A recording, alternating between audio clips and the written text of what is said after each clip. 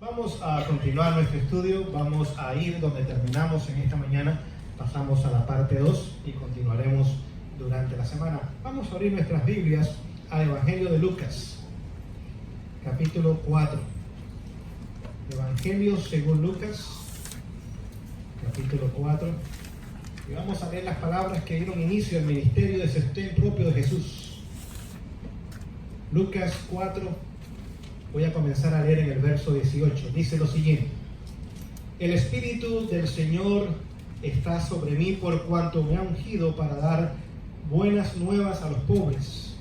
Me ha enviado a sanar a los quebrantados de corazón, para predicar libertad a los cautivos y a los ciegos vista, para poner en libertad a los quebrantados, para predicar el año agradable del Señor. Y enrollando el libro, lo dio al ministro y se sentó, y los ojos de todos en la sinagoga estaban fijos en él. Y comenzó a decirles: hoy se ha cumplido esta escritura en vuestros oídos. Y todos daban testimonio de él, y estaban maravillados de las palabras de gracia que salían de su boca, y decían: ¿no es este el hijo de José? Y él les dijo: sin duda me diréis este refrán: médico, cúrate a ti mismo. De tantas cosas que hemos oído haber sido hechas en Capernaum, haz también aquí en tu tierra. Y le dijo: de cierto os digo que ningún profeta es acepto en su tierra. Así que vemos el comienzo del ministerio de Jesús en la última semana. 70 semanas, habían pasado 69 semanas. Y ahora Jesús comenzaba la última semana, y primero vino aquel que prepararía el camino, que era Juan. La palabra Juan simboliza o significa bondad del Señor, y vamos a ver por qué en un momento. Es decir, que Dios le dio el privilegio a Juan de contemplar con sus propios ojos a Jesús. Una bondad de parte de Dios. Como le dio a Moisés el privilegio de contemplar el templo. No olviden, Moisés recibió los planos del templo de Dios en el monte Sinaí. Y en la nación judía, Moisés es el más alto de los profetas. Pero el segundo profeta en importancia ahora sería ¿quién? Juan el Bautista. ¿Por qué? Porque Juan no tan solo le iba a enseñar al pueblo el santuario. Ahora le iba a enseñar la realidad del santuario en la persona de Cristo. Moisés le enseñó el tipo. No sé si me explico con la palabra tipo, la figura. Pero Juan le enseñaría al pueblo y señalaría a Jesús no como la figura, sino como la realidad del santuario. Amén. Ustedes recuerdan cuando el pueblo regresa del exilio en Babilonia, ahora hacen un segundo templo. Y el día que el templo fue inaugurado, ¿qué pasó con los adultos? Dice que los adultos estaban llorando. ¿Y qué pasó con los jóvenes? Estaban alegres. Los adultos lloraban porque en comparación este templo con el de Salomón no era nada. Pero los jóvenes estaban contentos. ¿Por qué? Era lo único que conocían. Lo único que conocían. Así que hay una mezcla de dolor por una parte, pero hay una mezcla de gozo por otra parte. Porque ahora tenían el santuario. Es más, el profeta Ageo, ¿qué les dice a ellos? No se preocupen. Este templo, mucho más pequeño y más sencillo, más humilde, es superior al de Salomón. ¿Y saben por qué? Dice: porque un día el deseado de toda la gente entrará a este templo. Amén. Gloria a Dios. Amén. Comenzamos a entender lo que estamos compartiendo con ustedes en esta tarde. Y Juan fue el que señaló a Jesús. Es aquí, Juan 1:29. El cordero, no se usaba el cordero en el santuario. Así que apuntó a Jesús como la realidad de ¿qué? Del santuario. Este no es el tipo, este no es figura, este no es mueble, este no son metales, estas no son dimensiones, esta es la realidad del santuario. Amén. Por eso Jesús dice: no ha habido profeta mayor que quién. Que Juan. Dice: Moisés habló de mí. No sé si ustedes se acuerdan cuando estaba hablando con los judíos. Pues Moisés habló de mí, pero Juan me señaló a mí. Y ahora vemos entonces la importancia del ministerio de Juan el Bautista. ¿Fue corto su ministerio? Un año y medio nada más. Año y medio nada más. ¿Escribió algún libro de la Biblia Juan el Bautista? No. ¿Hizo algún milagro? No. Ahora no olvide ese detalle porque vamos a regresar a él después. Ahora vemos que Juan simplemente preparó el camino para la venida de Jesús. Es señalado como el auténtico santuario. Y ahora Jesús vino durante 3 años y medio a ministrar a su pueblo. No te dice, he sido enviado a las ovejas perdidas. ¿De dónde? De Israel. ¿Entendemos esa declaración? Oh, que tiene que ser, tenemos que entenderlo. ¿He sido enviado a las ovejas? ¿Eran ovejas? Sí. Sí. ¿Y cómo estaban? Perdidos. Así que no era un animal inmundo. Era el pueblo de Dios. ¿Y en qué condición se encontraba? Perdido. Después de 500 años más de misericordia, más 1000 años antes de la profecía, 1500 años era el pueblo escogido de Dios. ¿Y estaban cómo? Perdidos.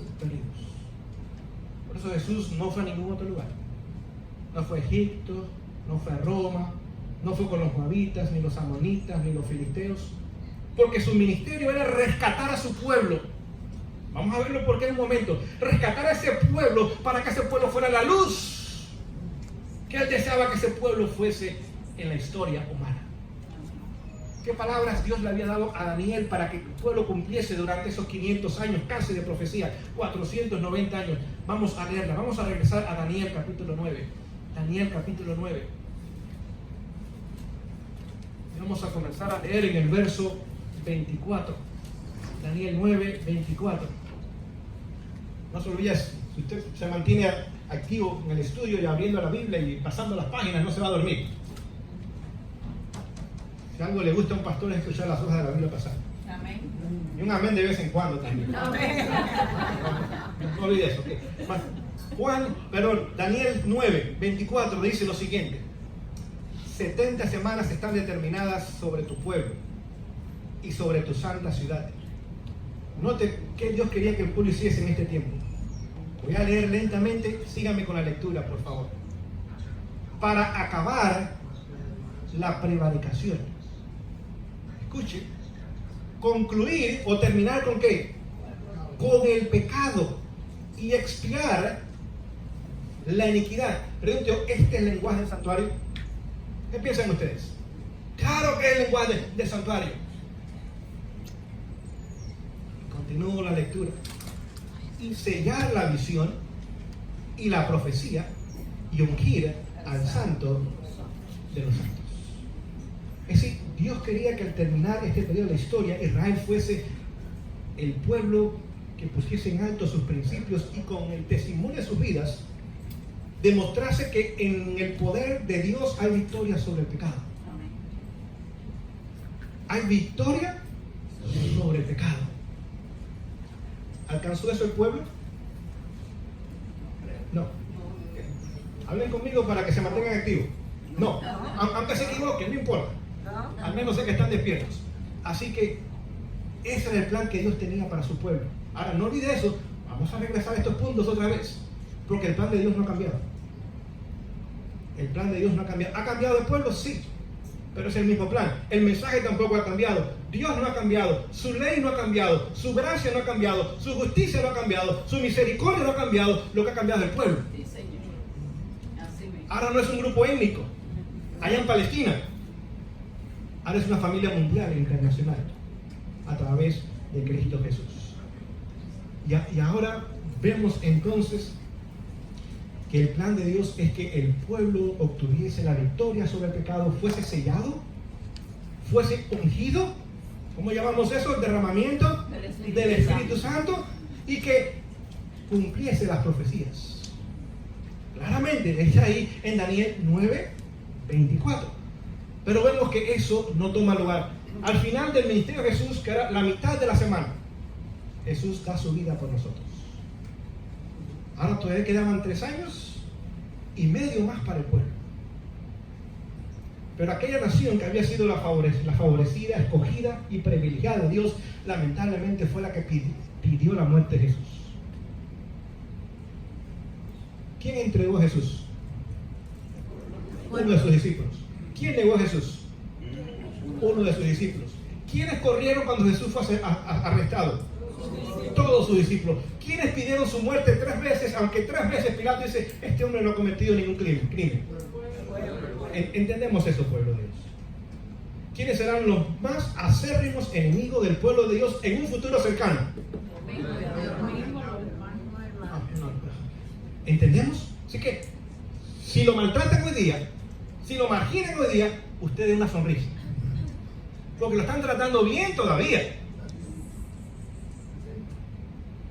Cuando el precio suba, cuando venir a un lugar así sea imposible porque no hay libertad religiosa, cuando el sábado tenga que ser un día de trabajo y no de descanso, vamos a ver cuántos vamos a reunirnos para estudiar la palabra. A los suyos vino y los suyos no le recibieron. Juan 1:11. Pero Juan 1:10 dice que vino al mundo y el mundo no lo conoció porque no lo conoció. Pero su pueblo lo conoce, pero no lo recibe. ¿Se va a repetir la historia cuando venga por segunda vez? ¿Qué piensan ustedes? Exactamente se va a repetir la historia. Exactamente se va a repetir la historia otra vez. Y ahora Jesús da su vida.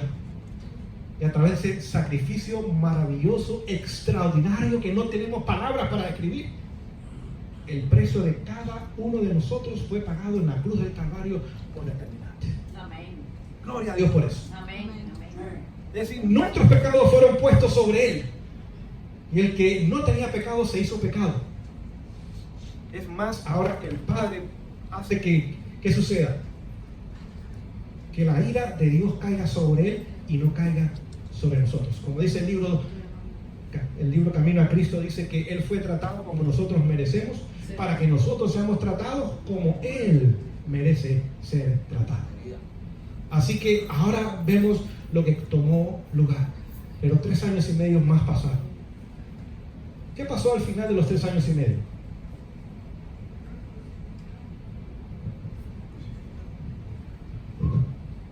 Ok, creo que la batería estaba descargando. ¿Qué pasó al final de 3 años y medio? Esteban apedreado. El apedreamiento de Esteban. ¿Qué año fue ese? 34. 34. ¿Qué profecía terminó ese día?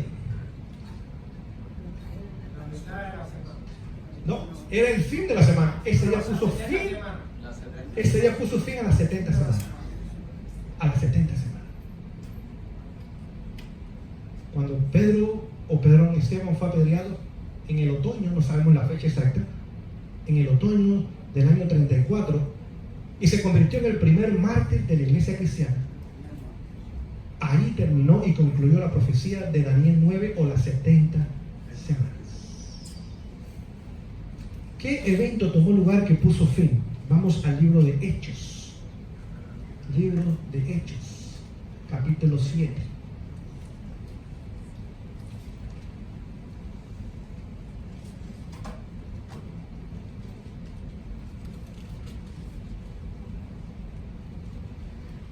Verso 55.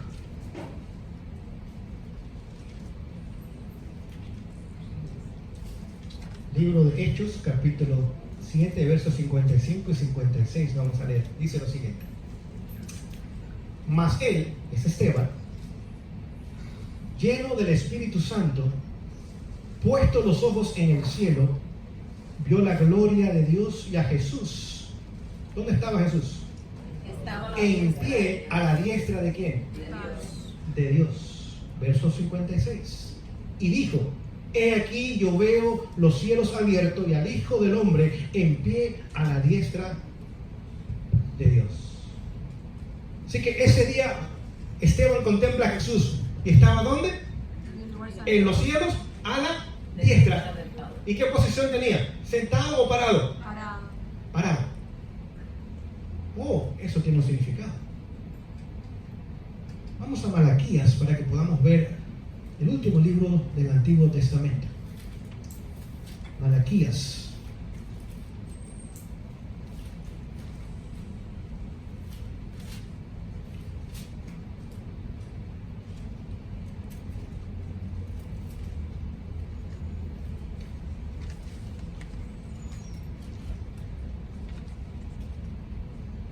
Malaquías capítulo 3.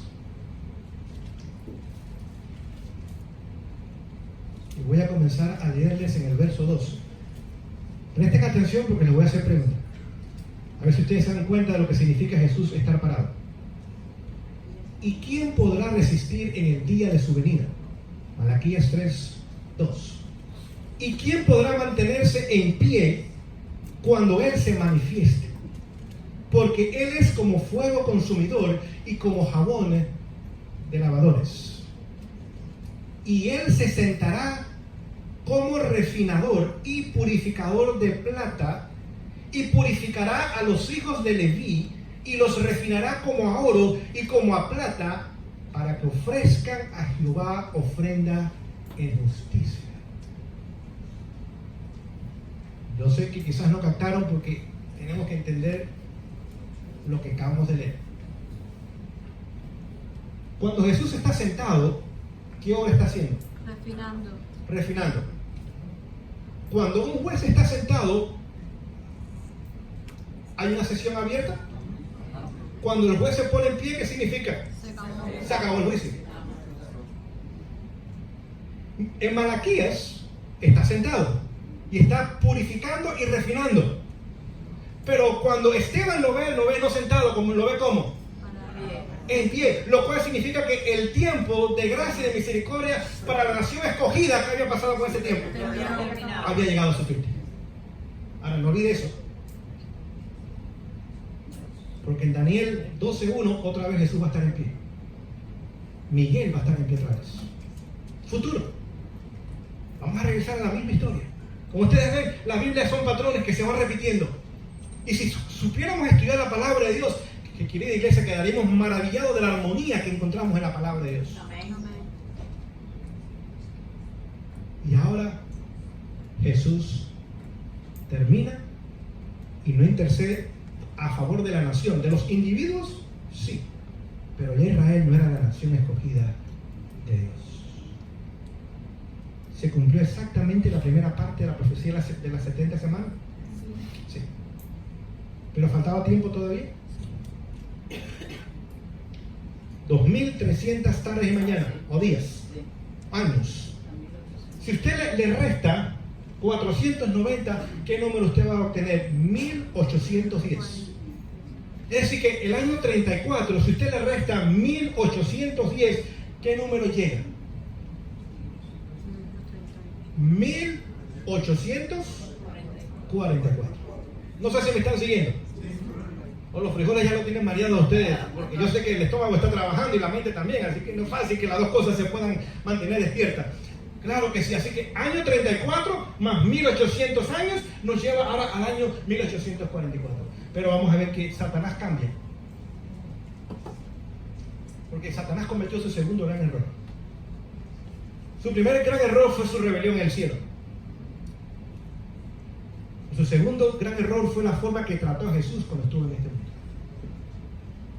Y cuando Jesús muere en la cruz del Calvario, dice que cuando yo muera, el príncipe, no el rey, el príncipe de este mundo será echado fuera. ¿Entendemos lo que estamos estudiando esta tarde, querida iglesia? ¿Fuera de qué? Dos lugares. Cuando Satanás usurpa la posición de Adán, no sé si me explico con la palabra usurpar, es decir, tomar en forma ilegal una posición que no le pertenece. Cuando usurpa la posición de Adán, él se convirtió en nuestro representante en los cielos. En el libro de Job, capítulo 1 y 2, lo encontramos en el cielo. Es más, el Señor le dice, bueno, ¿de dónde tú vienes? Yo vengo de mi territorio. Y Dios no le dice que no. Pero ahora, cuando Jesús muere en la cruz del Calvario, es echado fuera ¿de dónde? Y tenemos otro representante en los cielos y gloria a Dios. Amén. No es el acusador de los hermanos. Es aquel que nos defiende y es nuestro abogado y sus servicios son gratis. Amén. El problema de los seres humanos es que no quieren los servicios gratis de Jesús. Si usted y yo aceptamos a Jesús como nuestro Salvador personal, en ese momento Él se convierte en nuestro abogado. Y no ha perdido un caso. ¿Saben por qué no ha perdido un caso? Porque cuando presenta nuestro caso, presenta sus méritos, no los nuestros, que no tenemos ninguno.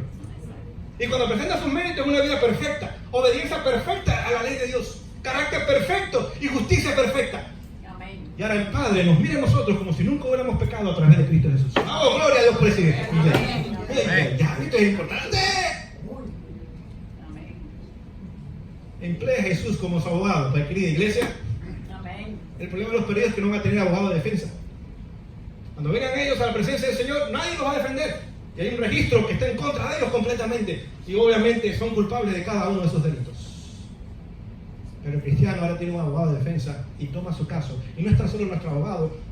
Se Juan claramente que el Padre no hace juicio, que se lo ha dado al Hijo. Ese es también el abogado, es Él.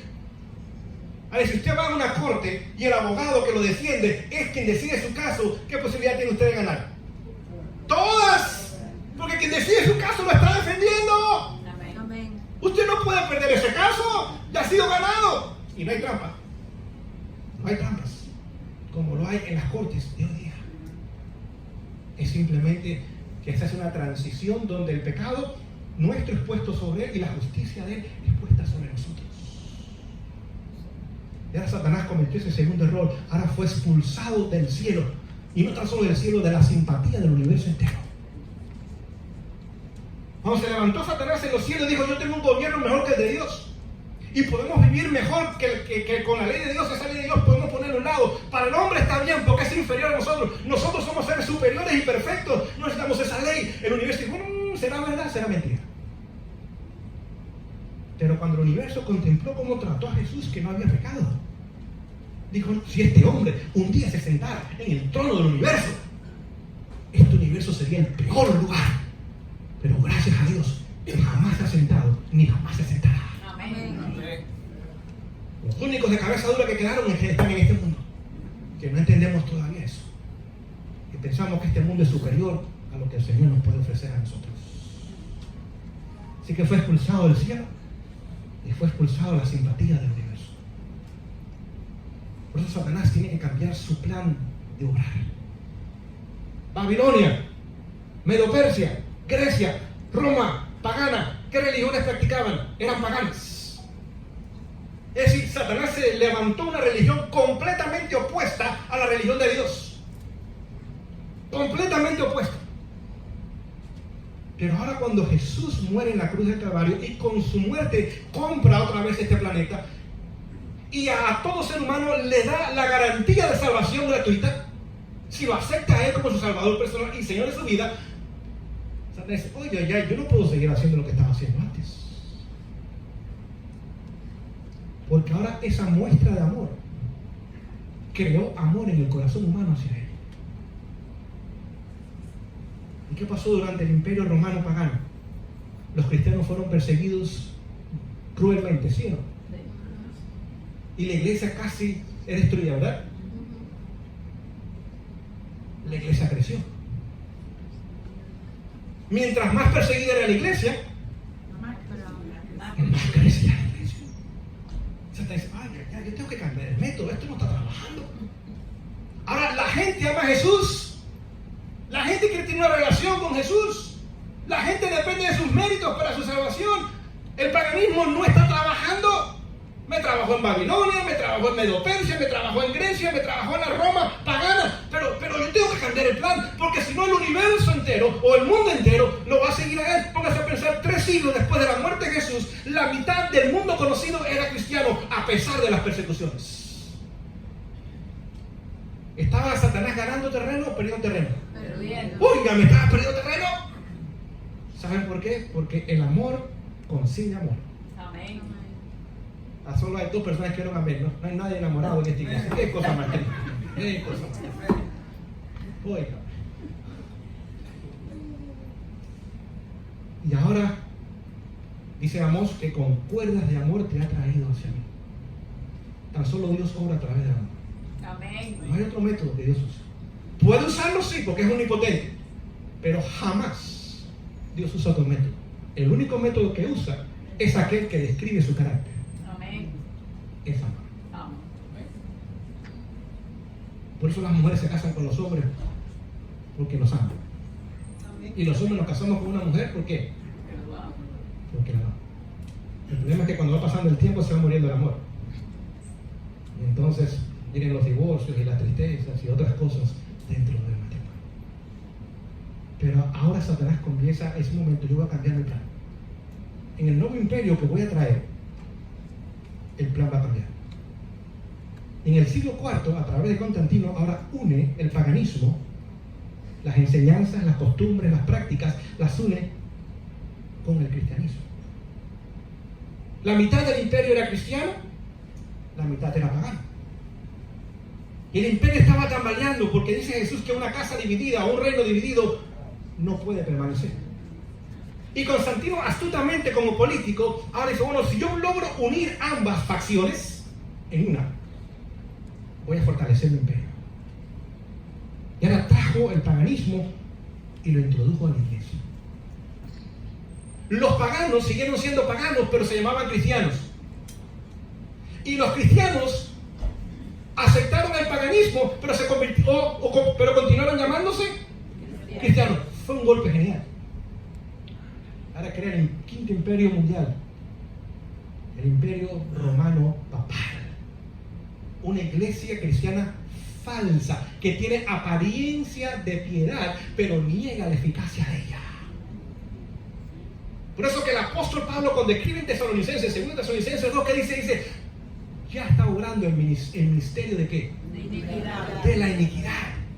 Ya comenzaba a entrar a la iglesia costumbres y prácticas y creencias que eran paganas. Estamos hablando del siglo I. Para el siglo IV se hizo una realidad. Y ahora dice este misterio de la iniquidad y se ha comenzado a obrar. Y hoy día vemos que ese misterio de iniquidad es la iglesia más popular y más numerosa del mundo. Permítame leerles el conflicto de los siglos para que podamos entender lo que tomó lugar. Dice, este gigantesco sistema de falsa religión, está hablando del sistema papal, es obra maestra del poder de Satanás. ¿Qué yo leí? Vamos a repetir. Este es conflicto de los siglos, página 54. Dice, este gigantesco sistema de falsa religión, ¿es grande el sistema? Sí. ¿Es poderoso el sistema? Sí, señor. ¿Es rico el sistema? Sí. ¿Es influyente el sistema? ¿Es popular el sistema? Sí. Ok, me están despertando ustedes. Dice que ese gigantesco sistema de falsa religión es la obra maestra del poder de Satanás. ¿Cuál es la obra maestra de un artista? Es la mejor obra que puede hacer. No sé si me explico. Lo mejor. Si es un compositor, es la mejor música que puede componer. Si es un escultor, la mejor escultura que puede hacer. Si es un pintor, es la mejor pintura que puede hacer. Es decir, que la obra maestra del poder de Satanás, ¿dónde lo vemos manifestado? Lo vemos manifestado en el sistema papal. La obra maestra de su poder. ¿Cuál es la obra maestra de su engaño? ¿Qué es otra? Es el espiritismo. Son las dos obras que él ha hecho. Y con ambas ha de cautivar al mundo entero. Querida iglesia, entendamos estas cosas. Continúo la lectura, escuche. Dice, un monumento de sus esfuerzos para sentarse en el trono y reinar sobre la tierra según su voluntad. ¿Cuál es el objetivo del sistema papal? Satanás sentarse en el trono y reinar mundialmente. Mundialmente. Por eso que Daniel y Apocalipsis, cuando hablan de este sistema, son tan claros. Y lo describen, pero al pie de la letra. Porque el objetivo de Dios al darnos su palabra es que nadie sea engañado. Sino que podamos, escudriñando las Escrituras, tener conocimiento de la verdad. Y el error no sea atractivo para nosotros. Amén. Por lo tanto, este gigantesco sistema es el quinto imperio mundial. Y reinó durante 1260 años.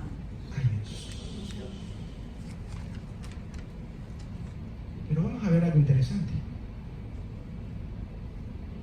Durante este tiempo, llegó el momento donde Dios levanta un movimiento para restaurar las verdades que habían sido sepultadas. Sí. Sí. ¿Qué sucedió en el siglo XVI? La iglesia de Sardis, si usted quiere saber exactamente. La reforma. Note. Ahora vamos a ir profundo. Póngase el oxígeno. Porque la reforma es un movimiento que ha comenzado pero no ha terminado. Oh, no entendemos eso nosotros. Oh, no entendemos eso. Comenzó en el siglo XVI y en el siglo XXI no ha terminado. ¿Cuáles fueron los 3 pilares de la reforma? Sola escritura. No sé si sabemos lo que significa esa declaración. La Biblia. No los credos, no las bulas, no las encíclicas, no el clérigo, no la iglesia, sola La Biblia. la escritura, solamente la palabra de Dios. Amén. Amén. Segundo principio, sola fide, solamente la fe. No son obras, no es liturgia, no son ceremonias, no es conocimiento intelectual. Fe, salvos por fe, por medio de la gracia en Cristo Jesús. Amén. Amén. Sola fide. Tercer punto, columna. Solo Cristo. Solamente Cristo. Amén. Esos 3 sencillos principios trajeron la caída del sistema papal. Es cierto, tomó 2 siglos, pero lo trajo. Ahora Dios levantó a esos hombres como Lutero, Zwingli, Calvino y muchos más. Durante ese tiempo 50 millones de cristianos dieron su vida. Vamos a pensar, no ha habido sistema más sanguinario en la historia que el sistema papal.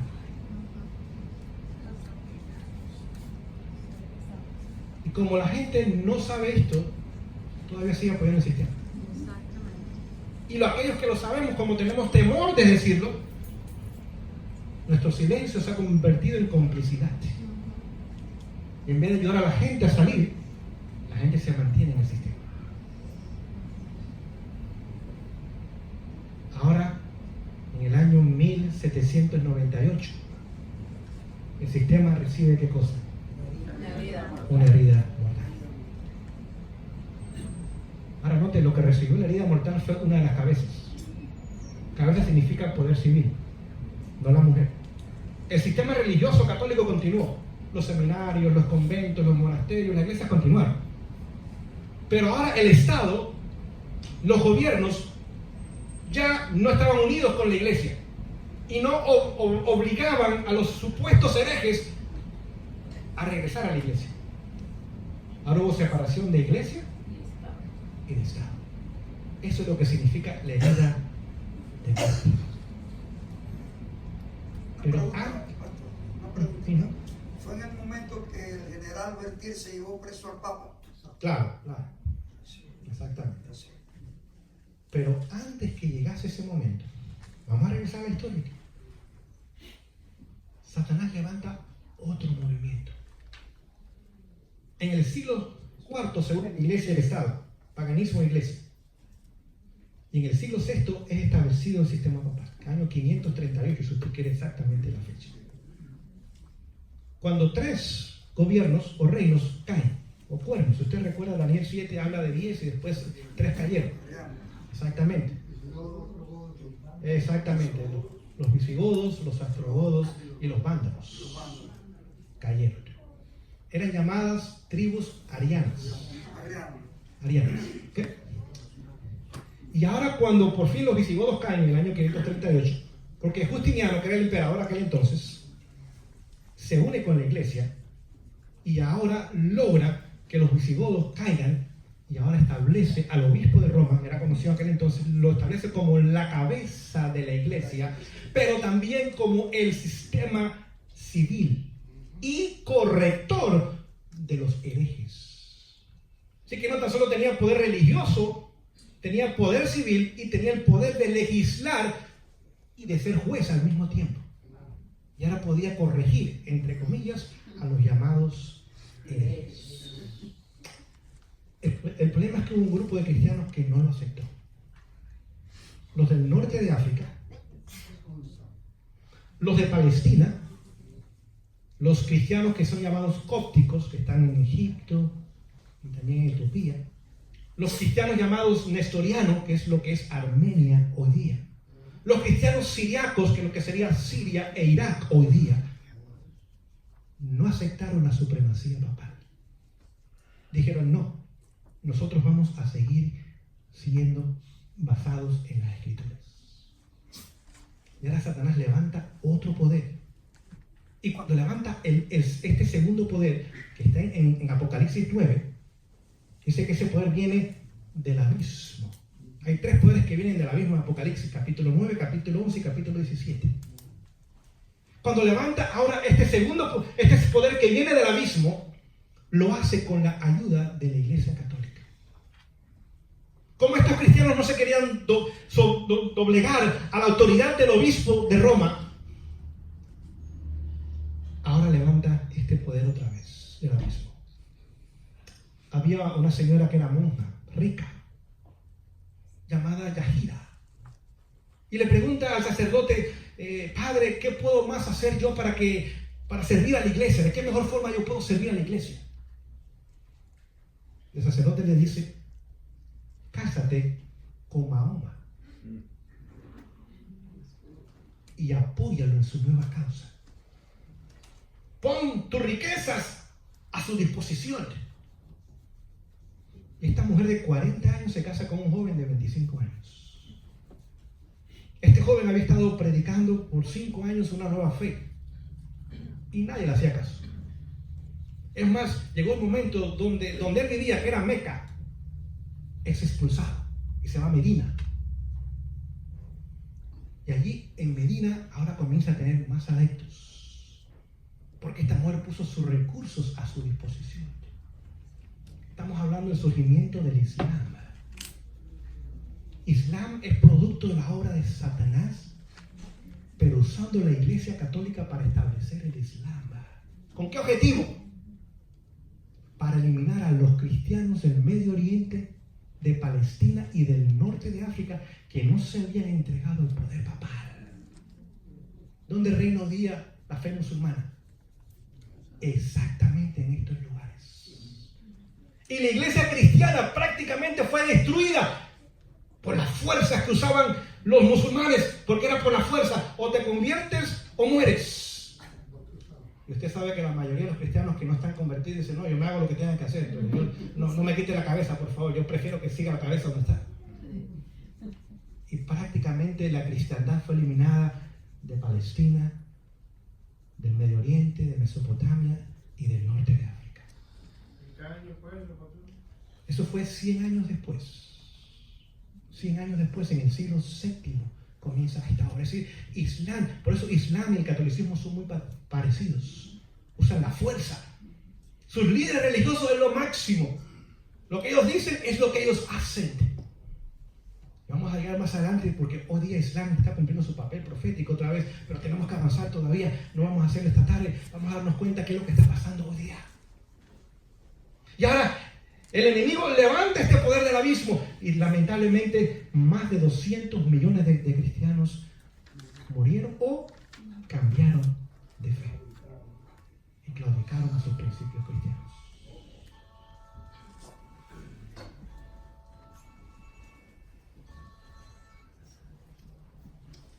No apague su teléfono, porque el enemigo no quiere que usted entienda estas cosas.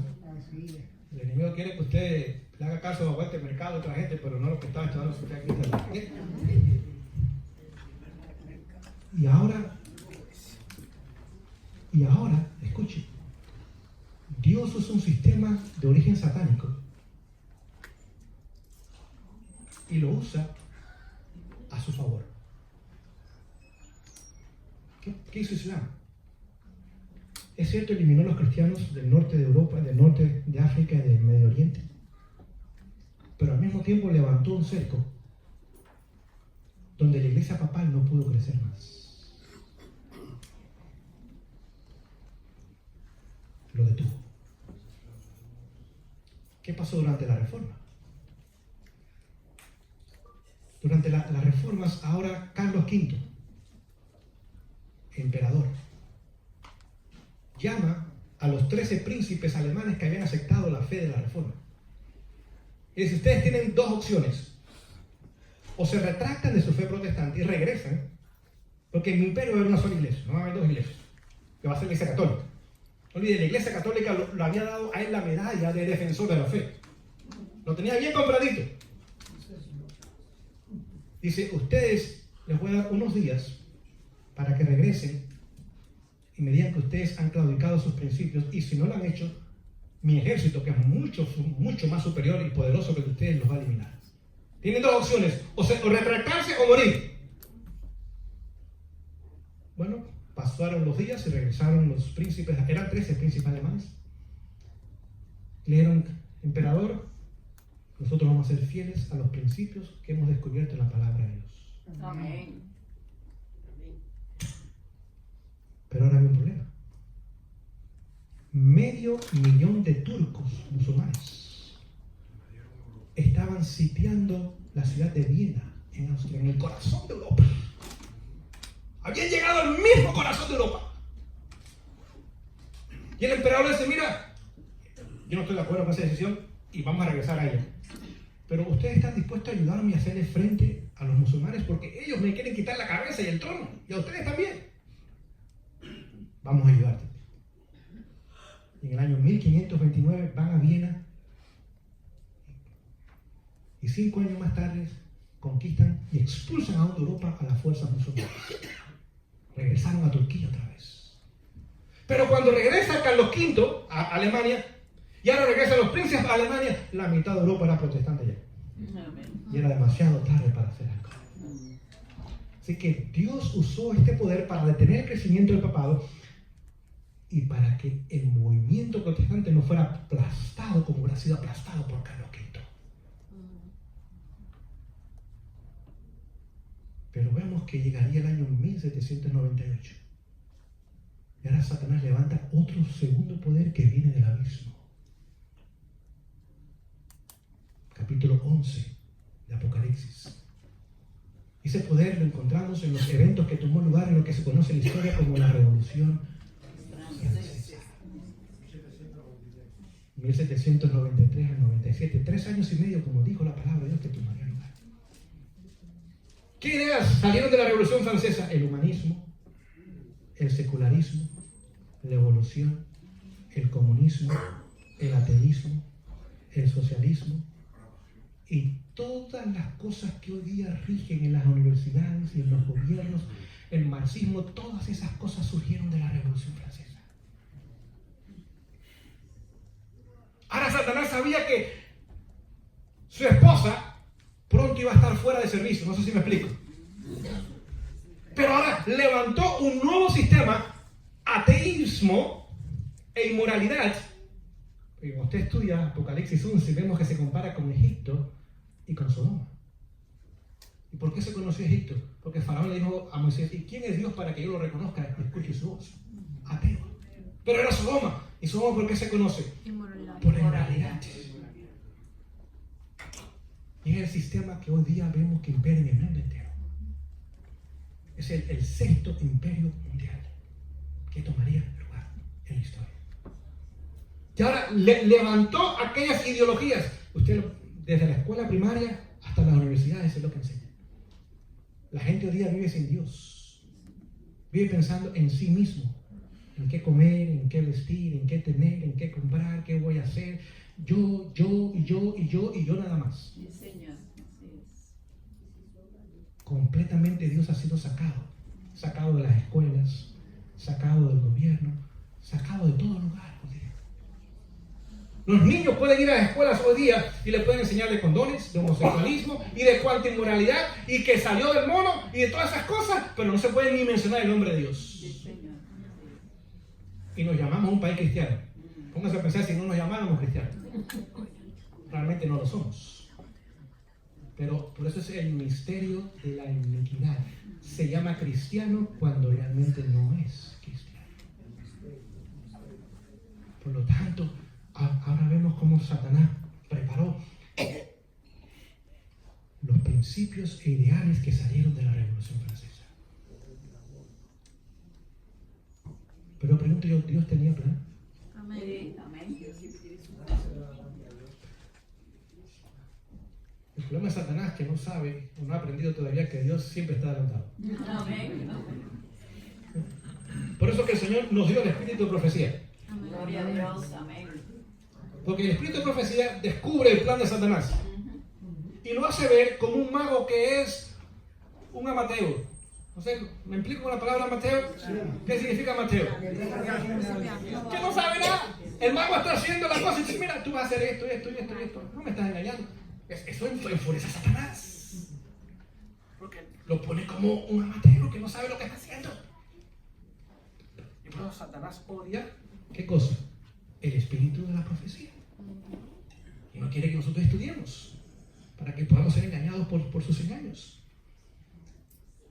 Y ahora Dios no tan solo trae una herida mortal, sino que pasa con el Islam en el año 1840. El Imperio Otomano cae también. Ambos. Y en el año 1844, ¿qué pasa? Surge el movimiento. Surge el movimiento de Pentecostés. Amén. Gloria a Dios. ¿Entendemos lo que está pasando? Así que Dios quitó del camino los obstáculos que hubieran prevenido el surgimiento de este movimiento. No tan solo quitó del camino los obstáculos, sino que levantó una nación de libertad. Amén. Y más adelante vamos a estudiarla. Los Estados Unidos de Norteamérica. Y la razón que esta nación fue levantada, lo vamos a ver más adelante, dice que esta nación iba a ayudar a la mujer. Mujer significa iglesia. ¿Qué mujer iba a ayudar? La mujer que salió de la reforma. Por eso cuando esta nación fue establecida sobre dos principios. Protestantismo como fe y republicanismo como gobierno. Y no entendemos eso nosotros. Los hispanos en este país no entienden los Estados Unidos. Piensa que Estados Unidos es comida, dinero y comodidad. Ese no es el objetivo de Estados Unidos. Ese no es el objetivo de los Estados Unidos. Cuando estudiamos Estados Unidos en la profecía, nos vamos a dar cuenta de eso. Es más, ni los americanos hoy día, ni el presidente Trump hoy día entiende los Estados Unidos de Norteamérica. Pero vamos a estudiarlo a la luz de la palabra, de la inspiración y de la historia. Amén. Yo espero que usted y yo entendamos el objetivo de esta nación. Así que el objetivo era ayudar a la mujer que salió de la reforma en el siglo XVI. Y que esos principios fueron traídos. Cuando surge la reforma, ¿qué sucede? Cambia el pensar de la humanidad. Es decir, la reforma ha sido la mayor emancipación que se haya conocido en la historia humana. 50 millones de personas en 25 años fueron liberados. Amén. ¿Qué pasó con la literatura? ¿Qué pasó con el arte? ¿Qué pasó con la música? ¿Qué pasó con la educación? Una explosión. ¿Cómo se le llama eso en la historia? El Renacimiento. ¿Qué había hecho el sistema papal? Había aplastado todo crecimiento. Toda literatura para que no fuera conocido. La gente no sabía nada de nada y es lo que ellos querían. Era prohibido. Aún memorizar pasajes de las Sagradas Escrituras que era prohibido. Y era causa de muerte. Tener una porción de la Escritura, anatema. Tener la Biblia, anatema. Por lo tanto, el mundo no había crecido. Es decir, el protestantismo es lo que nos dio la libertad a nosotros. Porque ya no era el señor feudal que gobernaba en un territorio y todos le servían. Ahora, gente, en un momento, esa forma de gobierno no es lo que dice la Biblia. La Biblia dice que Dios a todos los hombres los ha hecho iguales. Amén. Amén. ¿Dónde ¿Dónde se encuentra esa declaración? En la Constitución de los Estados Unidos. ¡Oh, eso no lo entendemos! ¡Ay, ay, ay! Eso es la base del protestantismo. ¿Qué pasó con la economía? A la gente comenzaron a poner sus propias empresas. La industria libre. Antes tenían que trabajar para alguien. No, ahora no. Ahora yo, estas papitas que yo cultivo, yo las voy a procesar y yo las voy a vender. ¿Qué? Comenzó a tomar, ahora hubo una explosión. Por eso Estados Unidos fue próspero. Digo fue porque hoy día no lo es. Hoy día quedan residuos de la prosperidad. Hoy día la economía que tenemos es fantasma. Lo vamos a ver más adelante. Es una economía fantasma. Es un globo que tiene aire, pero el aire no tiene valor. Y cuando el globo se reviente, la gente se va a quedar sin nada otra vez. Eso no lo entendemos nosotros. Es lo que hizo el sistema educativo. En el tiempo del papado, el 90% de la población era analfabeta. ¿Me explico la palabra analfabeta? Sí. No podían ni escribir Sí, ni leer. Es más, cuando la gente iba a la iglesia, ¿saben en qué idioma era la misa? En latín. Y ni los sacerdotes sabían latín. Así que si usted sabía latín, aquel hombre hablando, usted ni sabía lo que estaba diciendo el hombre. Porque estaba leyendo un librito en un idioma que no sabía ni entendía.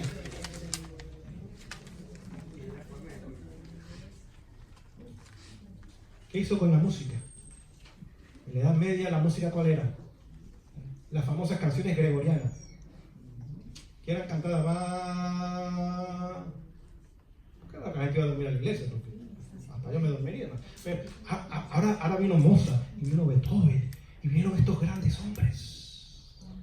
Ahora vino Miguel Ángel con sus esculturas y sus pinturas. Ahora vino Galileo y dice, no, la tierra no es cuadrada, la tierra es redonda y el sol es el centro, no es la tierra.